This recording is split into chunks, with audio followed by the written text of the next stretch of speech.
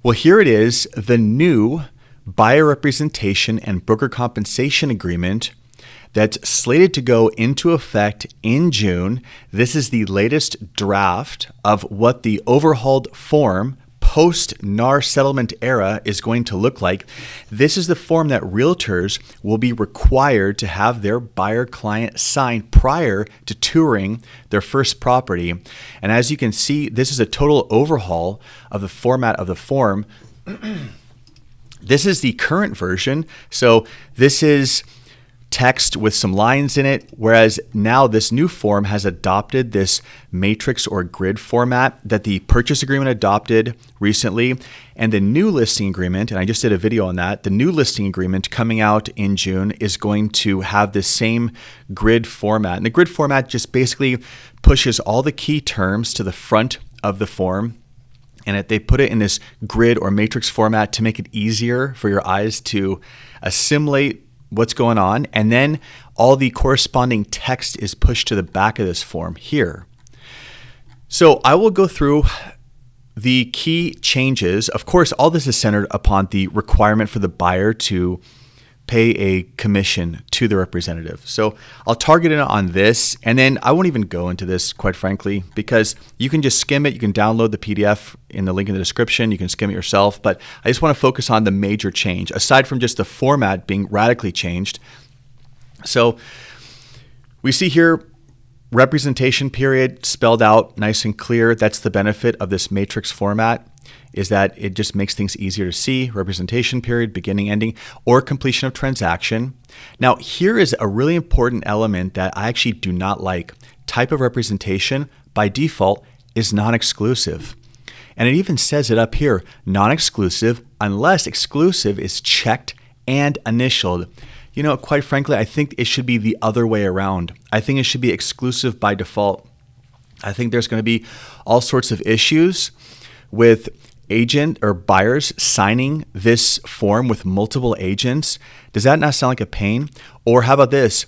The first agent that comes along and works with the buyer is going to have this signed, and let's say they have it signed non-exclusive, and then they put a number down here for compensation. That's the other key element I'm going to highlight. And then they see some properties, but they meet another agent, and that agent says, hey, what do you have on your current buyer representation agreement? I'll go a little bit lower. And then it turns into this whole thing where there are multiple agreements with multiple agents. It's just terrible.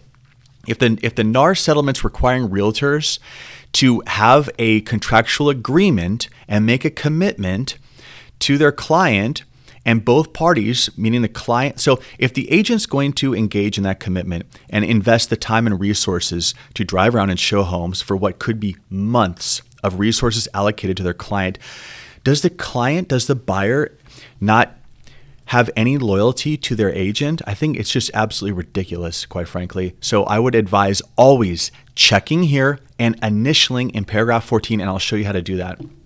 Okay, so property type, yeah, we get it. Location, go as general and specific as possible. And when I say that, I mean general, go as wide as you can. Specific, don't go too wide. You can't put the state of California, but you could put Orange County. You probably don't want to put LA County because it's huge, but you could put the city of Los Angeles.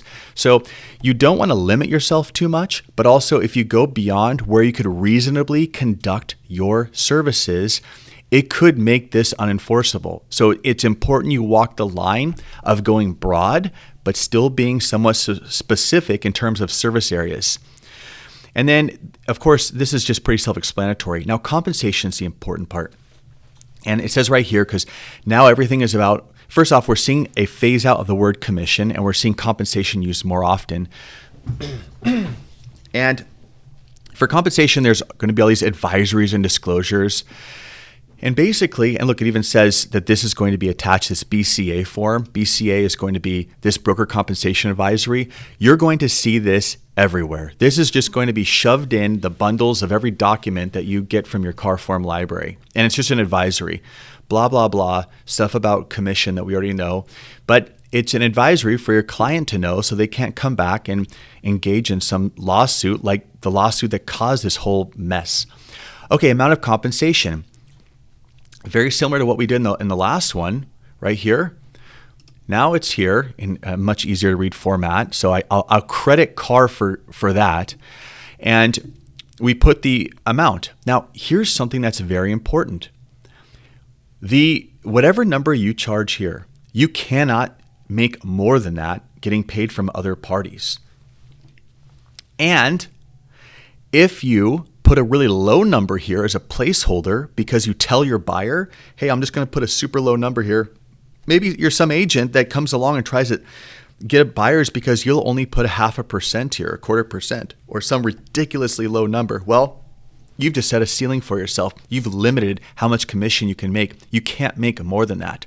So put a real number here. That's the takeaway. There are all these rules in place that basically are boxing agents in to putting a legitimate number here, because if you don't, you're stuck with whatever this number, this placeholder number is here. So put your 2.5% or 3% or whatever you want. Now, this is an important element that you need to explain to your buyer, because this is going to alleviate some of the burden.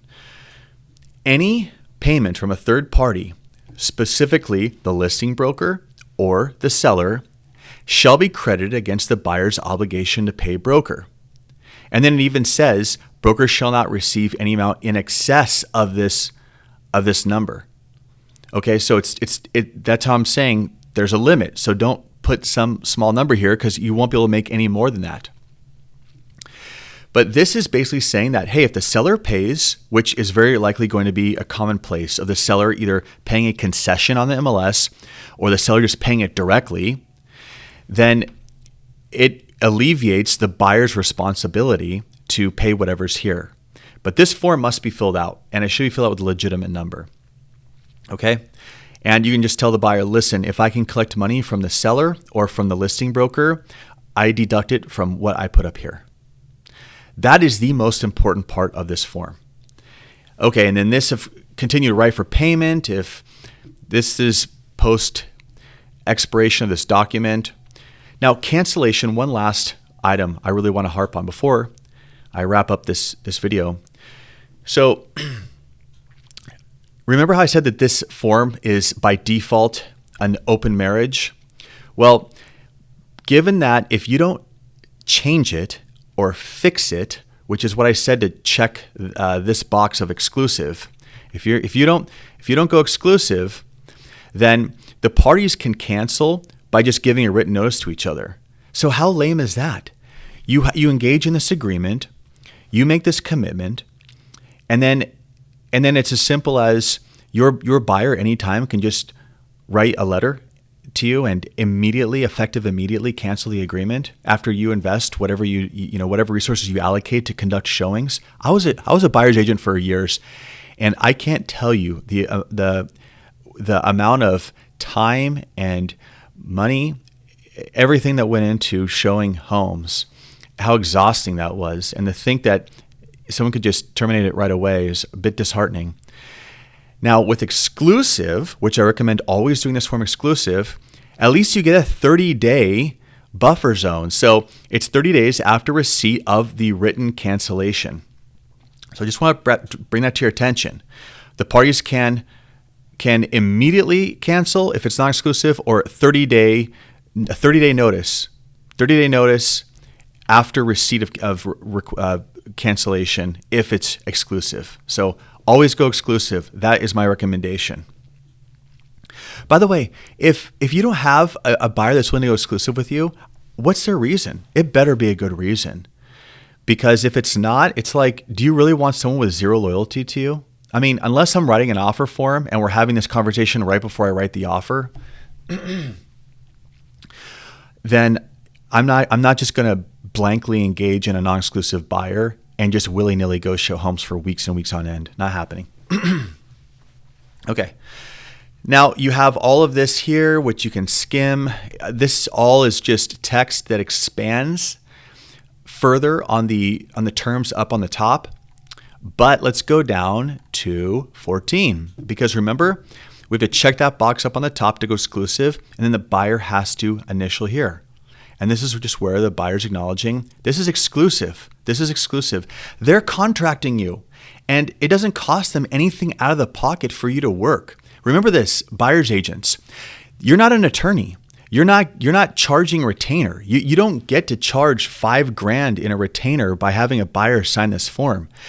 The buyer signed this form and saying, go fill up your $5.50 a gallon gas, drive around, meet me at these places, talk to me about them, answer my text messages at 8 p.m. on a Friday night, talk to me about what neighborhood's this and what school is that, spend hours and hours and hours and hours for free.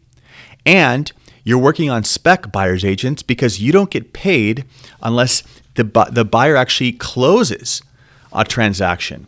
So the idea that of working without any exclusive representation, I mean, it just as someone that's highly seasoned, I'm highly seasoned, I do not like it. Okay.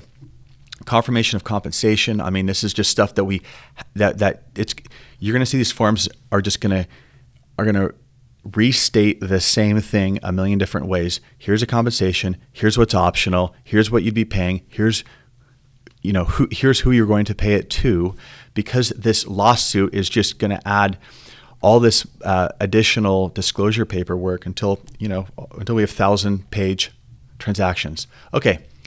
That's it. If you have any questions, leave a comment. When this actual form does come out, I will do a full tutorial. In the meantime, you can download this with a link in the description. Thank you for watching.